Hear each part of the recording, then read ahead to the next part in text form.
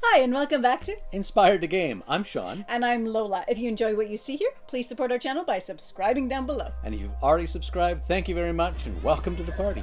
Today we are talking about Rogue Angels.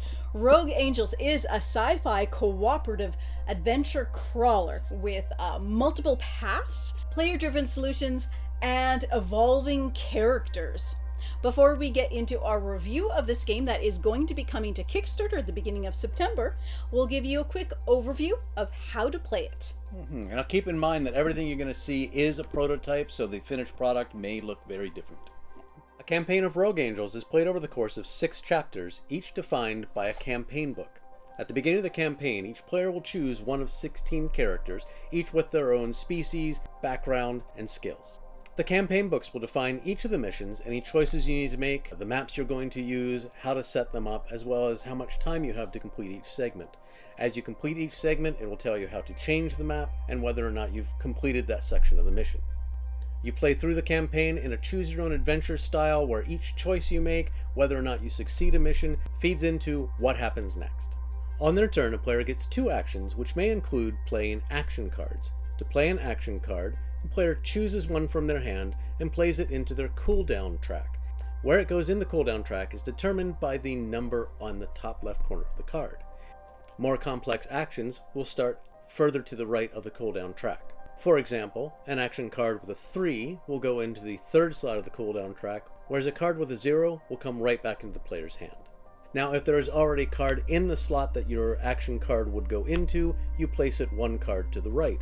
If, however, you're trying to play an action card into the 4 slot and it is already full, then you will not be able to take that action. The cooldown track is also used to track damage to your character. Damage cards are also numbered 0 to 4, and they go into the matching slot on the cooldown track. Any action cards that were already in that slot are returned to the player's hand.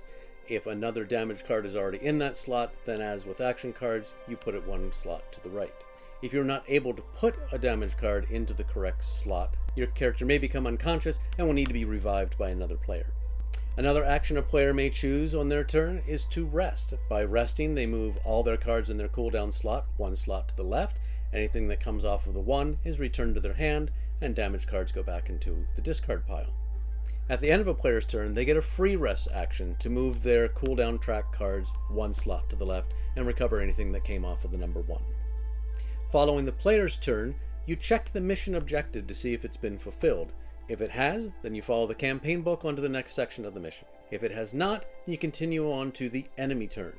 Enemies in Rogue Angels are divided into red bases and yellow bases and the occasional orange base.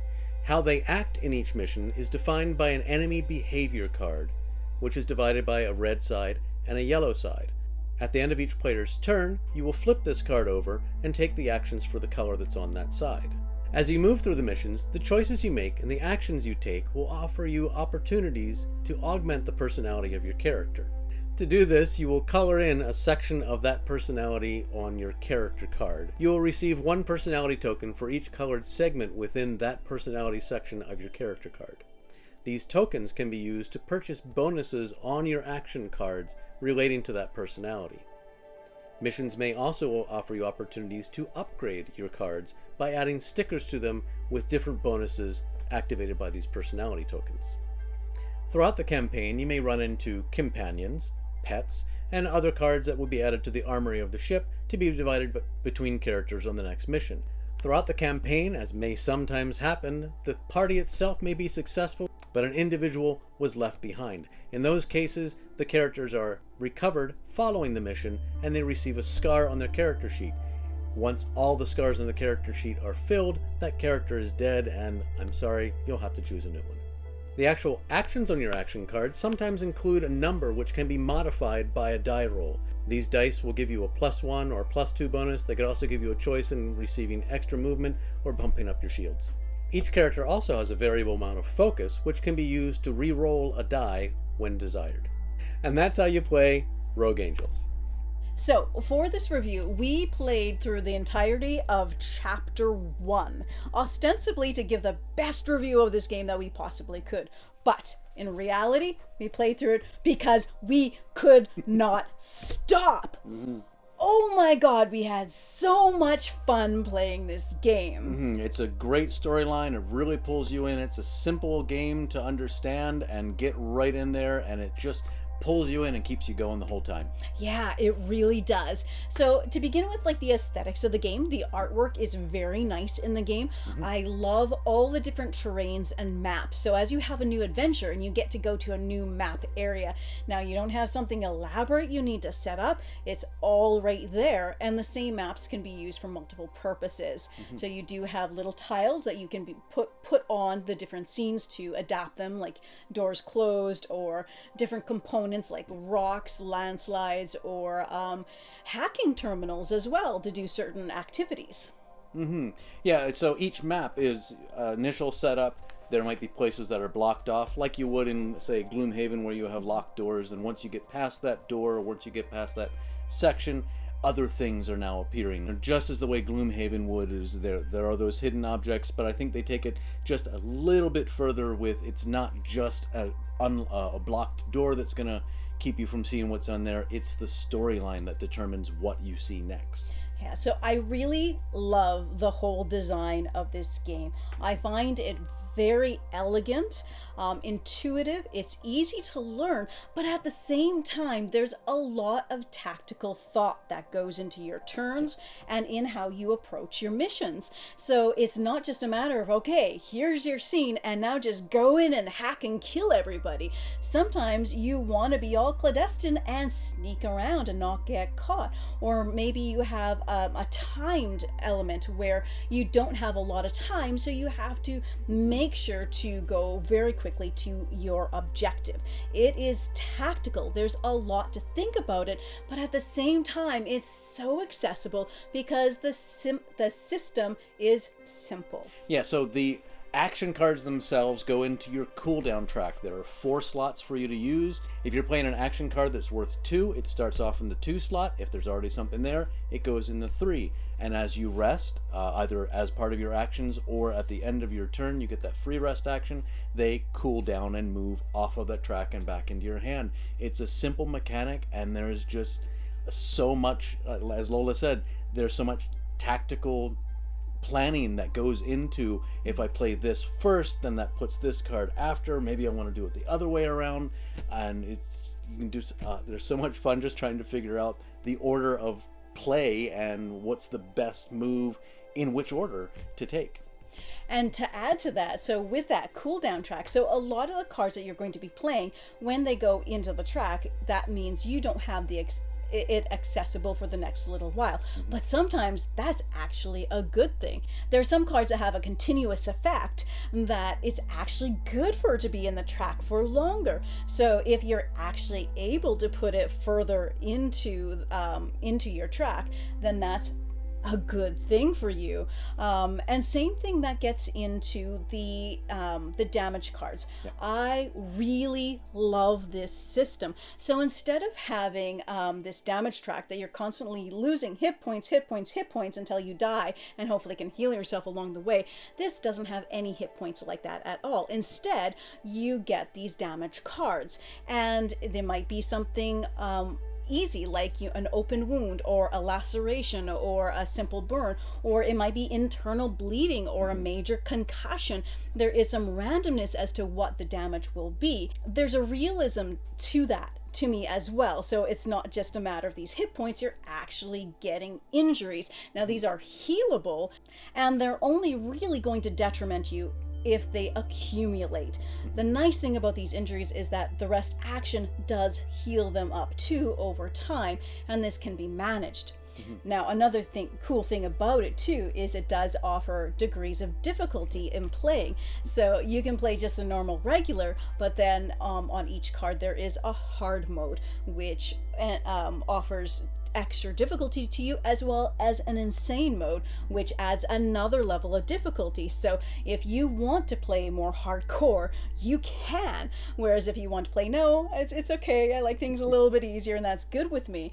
And a cool thing about that too is different players can play at different levels. Like I can play regular, and somebody else around the table can play on insane mode because they just want that extra challenge.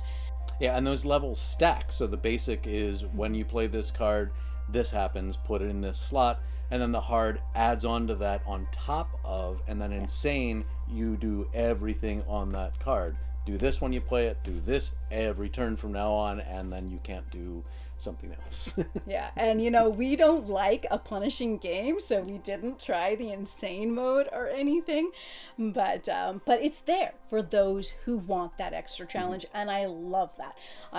I just think that the whole mechanism works really, really well. And that gets us into the enemy behavior cards too. So each mission, each segment of the mission too, you will be having a different card for what the enemies are going to be doing and how they're going to be interacting. So this isn't a game where the enemies are there and they're just going to attack you and they're just going to go for who's ever closest each time, doing a set amount of damage, and you have a good idea of what's going on.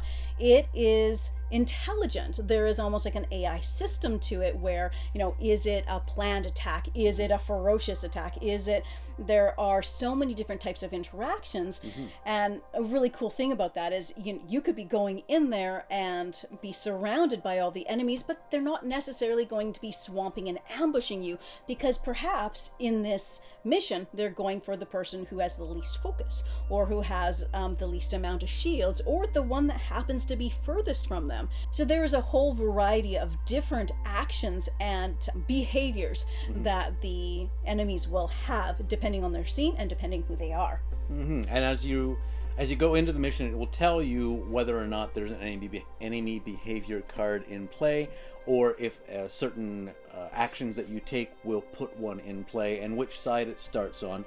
And the idea is that you don't know what's on the other side. You flip it at the end of your turn as the enemies take their turn, and that's when you learn that, okay, well, the first thing they're going to do is move towards the nearest player, or attack the nearest player, or whatever it is that they're doing. And that does affect everybody of that color. The red enemies go on that one time. The yellows will not move during that turn. The orange enemies actually will go every single time. They're the more powerful ones, but it's neat to have that division of the enemies, so you go, well, that guy just moved, so I don't have to worry about him this turn, unless the behavior is on that card that all red and yellow, regardless of color, players are going to do something on this turn. Yeah, and the nice thing is too, is that once you've seen both sides of those cards within one mission, now you do know. So that actually helps you to plan as well. So okay, every time they go, they're going to be doing this from here on in. So that gives you that intelligence that is helpful for your strategizing, because there's a good amount of strategizing, tactical strategy to this game, and I love it. I love that. Yeah, and another part that folds into that is you don't have an initiative. You determine, once all characters start, everybody is active. Who wants to go first? You determine who it is best to go first, and that player goes. Now they are, it's called exhausted. It's just they're not active. They're resting. Once they've done their two actions. Yeah. And then every other character, if you're playing with a 4-player game, everybody has to go before everybody reactivates, and then you can choose a different order. So if it makes sense for the person that just went, and once everybody reactivates, for them to go again, you can do that. And another element that I really love about this game is the choose your own adventure style aspect to the storyline, as well as the developing characters. So the storyline develops based on the choices that you make. Now, these aren't choices that make no difference to the development of the game. It completely matters. So when we say that we've gone through that full chapter book, we've finished the whole chapter, I think we put about 25 hours of play into this. Probably. I'd have to calculate it out for sure, but we put a good amount of time. But we didn't go through each page because some of those are maps and elements that we bypassed based on our choices. So your choices literally determine where the story goes, and you're going to be experiencing different things based on that. And those choices are going to develop relationships, and those relationships will affect what choices you can make in the future. And these choices also develop your character and your very personality, which affects what types of bonuses you can pull off during a mission. And as you go along through the missions, you'll have opportunities where you can add stickers to your various cards to upgrade their abilities. So this will give you extra actions that you can use from your personality tokens. Each character starts with a basic set of 7 cards representing their skills. Everyone has the same basic move and basic interact, but then the other 5 cards are specific to their skill set. So as you move through the missions, you can gain other technology, which represents itself as cards, and add those into your deck. So it's a bit of a deck building, but you can only have 9 cards. You can trade those around because these technology cards are in the ship's armory, available to anybody. So yeah, that deck building element is kind of nice too, as well as that bit of a legacy element with having stickers to upgrade your cards. Now, it's our understanding that these stickers will also be removable and reusable. As well, you will be drawing onto your player boards, but this is also an erasable system, so this is all playable again. So you're not stuck with you know, needing to recharge it or anything like that. Exactly. I believe there's about 16 characters to begin with that you'll get to choose from, each with their own personalities, relationships, and skill sets, which are really exciting. There's a lot to choose from, and that really adds to the replayability also because of the choose your own adventure aspect too. So you can finish a campaign and you can go in, play different characters, completely different cards, so you have completely different actions and strengths, and you can even make some different decisions because you might be like, well, I missed these maps, I didn't do that, so you can go back and do it in a different way. Up the difficulty level if you want to on the second playthrough, because like, oh, I remember this map seems so easy. All right, use the hard damage. Yeah, I gotta say, we could not stop playing this game, and we really hope it gets funded because we're really excited about it. Yeah, so you know, and I gotta say this, I've been thinking about this, and I love Gloomhaven. It's in my top 15. I love ISS Vanguard, but I can say I like this better. I find it so much fun. Like, you know, they're all great games, but we couldn't stop playing this. We play for 5 straight hours and it didn't feel more than 2. And we wanted to do some more. It's exciting, it's fun, it's innovative, it's elegant. There is so much to this that I absolutely love.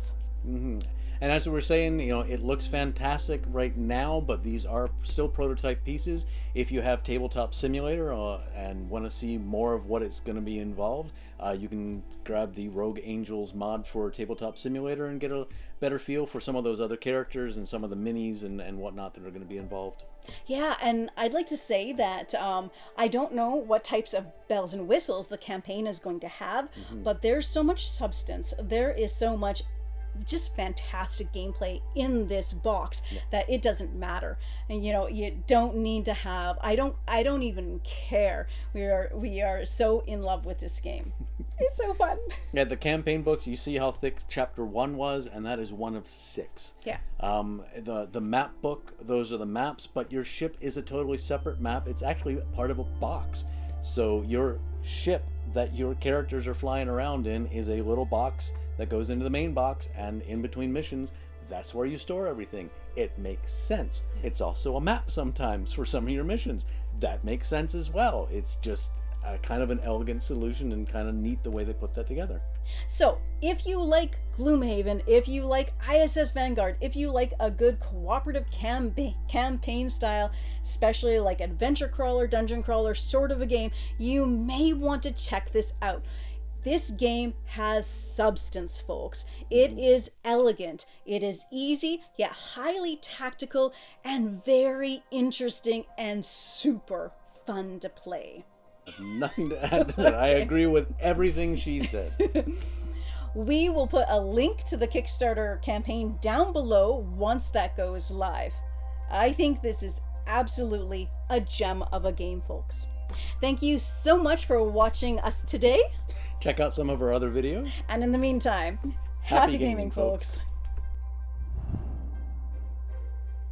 Rogue Angels is a sci-fi cooperative adventure crawler where you're going to be playing characters that develop... like, develop what? Different paths to choose that are going to determine how you develop.